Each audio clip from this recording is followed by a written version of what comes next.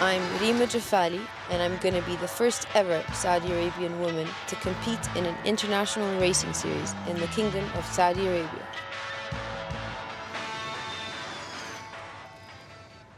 Reema, how lovely to see you. How does it feel coming to somewhere as iconic as Brands? How does it feel coming back and actually calling yourself a racing driver?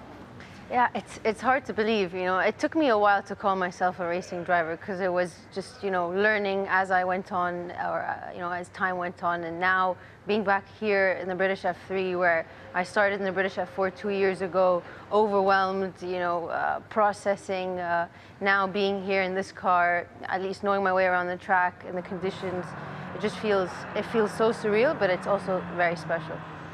Just to give it some context, women couldn't even get behind the wheel of a car in Saudi until a few years ago. Now for us, absorbing that information and news was big.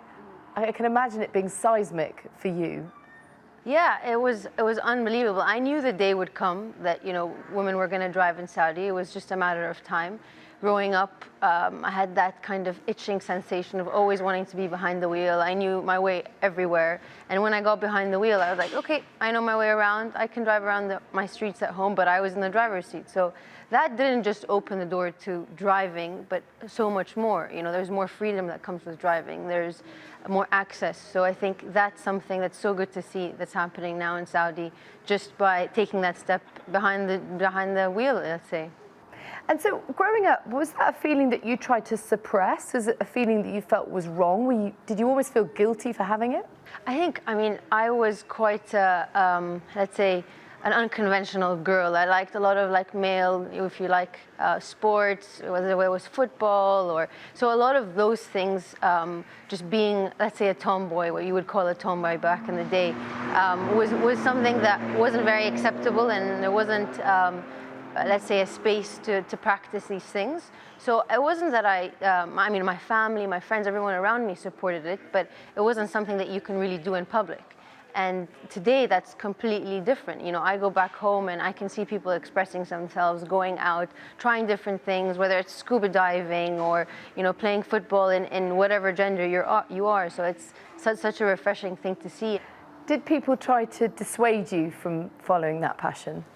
I think the really good thing about, you know, with my racing story at least, is it happened a lot later. So I had graduated college, I was working already, I had established myself as a responsible adult, if you like. So, you know, coming in and telling my friends and family, you know, like, this is what I'm going to do.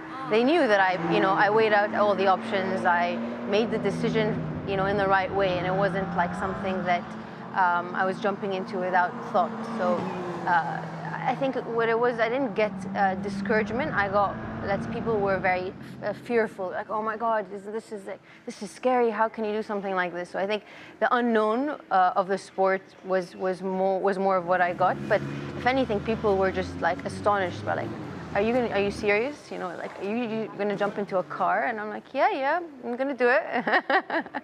The country's taken a big step forward in terms of embracing motorsport, with Formula One going there this year. How did that make you feel, and how has that been received back home? Well, how did it make me feel? Wow, it's definitely, that was a surprise. Like, I knew that there was going to be infrastructure. Saudi is like very pro sport and you know, opening the country up. And I think just knowing or hearing that Formula One was coming, not just to Saudi, but to my hometown, it was unreal. I was just so excited, and to think that I could be racing at home more often is a very exciting feeling, for sure. Well, I tell you what, you are the best ambassador for them. You speak with such passion and conviction, and I'm sure that will be mirrored in your performance on track. Thank you so much. Thank you very much. All the best with your career. Thank you. We will watch with interest. Fingers crossed.